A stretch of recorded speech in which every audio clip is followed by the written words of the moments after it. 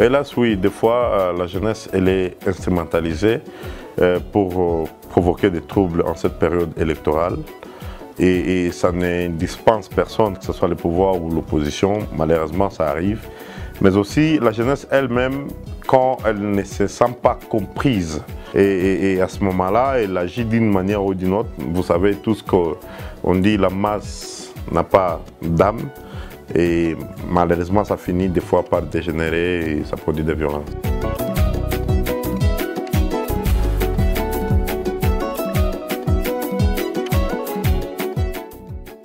Il y a un climat qui favorise à ce que la jeunesse soit violente. La jeunesse ne retrouve pas ses aspirations dans les faits politiques qui se passent dans le pays. Et à ce moment-là, il est obligé de recourir à la violence et ça produit un résultat malheureusement des fois dramatique qui endeuille le pays.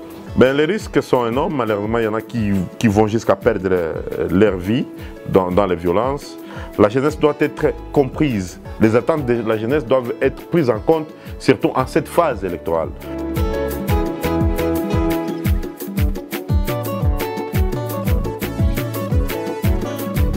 Il y a des responsabilités pénales contre la violence, c'est clair, c'est la loi, d'où la lex et c'est de l'ex. Et que donc le plus grand conseil, nous devons savoir que le Congo est plus grand que chacun de nous. Et il n'y a pas plus grand que Congolais que tout le monde. C'est-à-dire si les gens appellent au dialogue, nous devons parler, même quand il y a des divergences, nous devons créer des climats qui favorisent ces dialogues-là, qui favorisent la compréhension, qui favorisent le consensus. Dès qu'on arrive au consensus, on élimine les risques de la violence.